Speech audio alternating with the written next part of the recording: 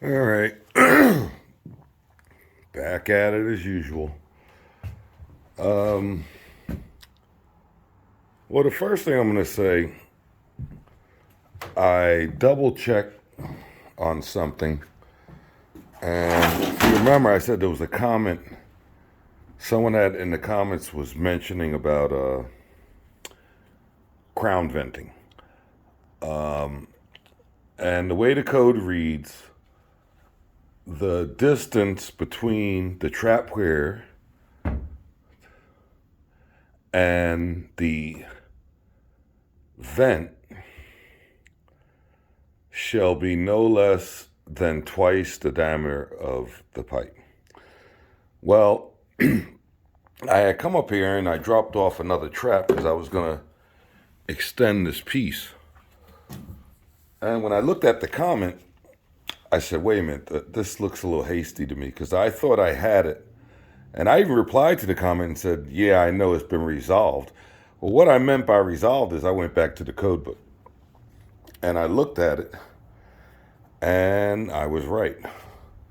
I knew I was very close when I did it, but in my haste to, I guess, answer the comment and move on, I guess doubted myself, which is very bad. So I'm always saying to you all, have pride in what you do. I do have pride in what I do. And usually I do something, it's super rare that I'm wrong. I may have forgotten something, but when you do this stuff for almost 50 years, you don't, certain things are just so automatic that you just know it. One is we were taught, again, when we were a lot younger, and we were doing this in cast iron. And the boss would tell you, you better come up 42 or you better come up 45 before you turn. And this would have been done in cast iron. And what they were talking about was getting 6 inches above the flood level of the highest fixture, which usually is the lavatory. So this, if I measure it, I don't know what it is. So let's see. So this is 47 to the middle, 45. The average sink is about 35 to 40. I'm sorry, 35 to 38. So that's 6 inches above. And when I made this and all the rest of them, I didn't measure. I bet if I go down and look at, they're all different, but I know they're above a certain height. And that's something that's just drilled into you and is built in. The same thing with the crown venting. You know that section of pipe, sometimes called the trap arm, from the weir to the vent. So in this case, it's a standpipe for a laundry tray, so it has to be at least 4 inches because it's a 2-inch pipe. So if you measure it,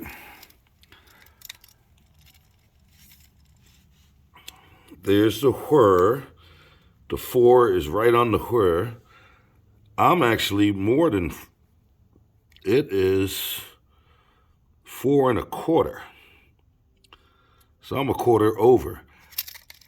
Some reason my brain was thinking is this measurement, which is a section of pipe in between the two sockets. No, it's not. It's from where to the inside diameter of the vent pipe. Now, if I did that and set it, it is actually 4 7/8 to the inside diameter. The inside diameter on this of the vent on this pipe is in here. So you figure this is whatever. This is almost a 1/4 inch. So if I set that at 1/4, if I set this, and the stupid ruler's not acting right, but if I set it at about 1/4, it's still 4 3/8. 4. Anyway, it's more than 4. So I just wanted to show you that video. And to double check that, I'll tell you how I went back and I read the code book, which I'm going to do a video showing you exactly what the code says, because it hasn't changed in a long time. I don't think it probably ever will. Because what they're afraid of, or the reason for crown venting, is they're afraid that this part of the vent will get clogged if this is too short. And it really happens in kitchens with grease and stuff like that. This is gray water on a laundry sink, but you do have lint and hair, right? So they're afraid that the water will hit the back of this, jump up, and clog here. So that's what crowning is. And who knows where they got it from. So anyway, I had said in the previous video yesterday that the HVAC guys finally got fired. You know, I can't take anything away from them. They really worked hard to get him fired, and they achieved that. The one thing I did notice, also I got a visit from the inspector today. Basically, the job passed. I have to do an official inspection, which I'll show you the approval sticker. But yeah, stopped by today, and it's a guy I've known for years. I'm not going to say he's a friend of mine. He's an acquaintance. He's actually a professional acquaintance and an asset. I'm beat myself up a lot to make sure things are so going over and over and over things. I always like to have things right. And many times he has come in and said, hey, man, you beat yourself up. Do it this way, and you're good. And it's within code. So he's a decent, a really good master plumber, like I said, and one of the best inspectors I've run across in my, well, I told you how many years. And I've known a lot of inspectors. I would imagine in the garden where I'm at, there's probably 10 municipalities that I have not been to. And if you look up the garden, you'll see how many we have. That's how long, at least in this state, that I've been running around. So I know most of them. I watched a lot of them retire with my dad. And, you know, it's a lifetime thing. This is something that you live. You don't just do it and then go do something else. Although I have done something else, and that's not important now. But anyway, since the HVAC guys got the deep six, I'm thinking about, but I'm not positive if I'm going to take over the HVAC in this building. I would rather someone else do it because I have enough to do. Maybe I can consult for it. And it's at a point that a lot of the work has been done. And I mean, there's little things that need to be tidied up for it. I'm thinking it has been beat up so much that, you know, how can you even, I'm just unsure. I mean, the first thing I'm thinking is, will the furnace work in the basement? They beat the hell out of it for 2 months. Of course, you know, the guys that got fired were here for 2 days. Then they leave for 2 weeks. So they did that about 3 or 4 times. So you can imagine before Christmas, they started with a team of almost 10 guys, roughly about 10 to 12. The A team was another 2. So that's about 12 people, mechanics, whatever you want to call them. I started a week after they did. All of my crews are out doing other projects. So I basically did this project by myself. No problem. I enjoy doing it. And, you know, and I passed them. And looks like I'm going to be the first one to get an approval. I just got the approval today. It's actually official. I just have to get the sticker and put it in the window.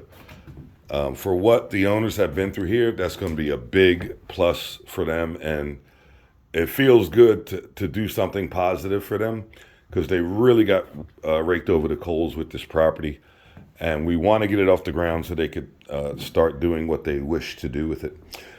So one of the things, I was away, like I said, the owners did the metal work. And one of the things they didn't realize, that I'll share with them. It's not too big a deal, but it's big enough. I think they're going to have to move this return. And I think they're going to have to move it either over to the right here if they can. I don't know if that's possible. Maybe. Have to figure something out. But you have these other two in the way, so maybe that's not possible. And the reason being, right here is a stove. And the rule is for HVAC, you have to be at least 10 feet from the return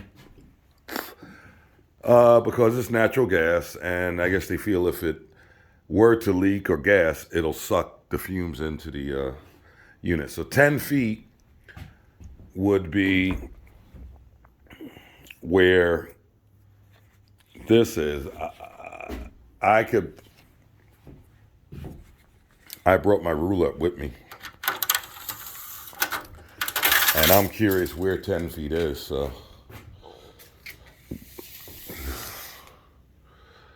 that's 5 feet right there. And if that's 5 feet, then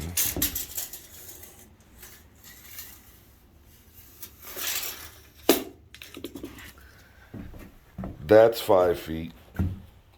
So the stove would have to be over here.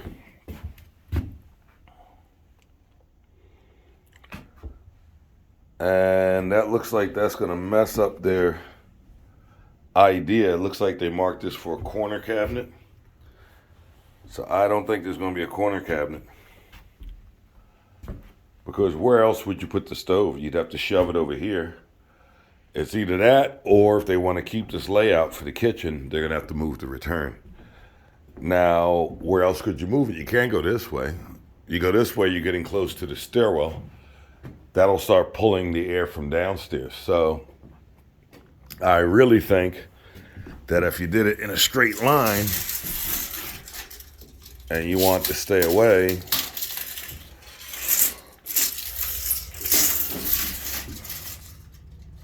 that's 9.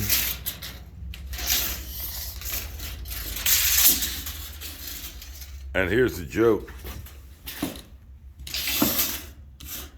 That's 10 feet right there. And the really horrible joke about this is the HVAC guys who are gone anyway, they're such chooches. I would imagine that they'd say, oh yeah, we put the return over here because we knew it had to be 10 feet away. No, you're just a bunch of whatevers. I think since the stove won't fit here, but this looks like the spot for it, to move the stove over to this side and let that be a cabinet. But the problem with that is this hip. You'll bang your head into that every time you try to get to the stove. I would imagine moving the stove down, get rid of this corner cabinet, and have a stove, and then have the rest of this be cabinet space to make up for losing the corner cabinet. This way you still have the height. Probably turn the stove this way. You know, it'll be almost next to the sink. But the only way you're going to have it is 5 feet from there, which is starting about here. There's no other way. So, all right, that's enough on this video. I'm going to take this back down because it's not needed, because the crown vent does not exist. See ya.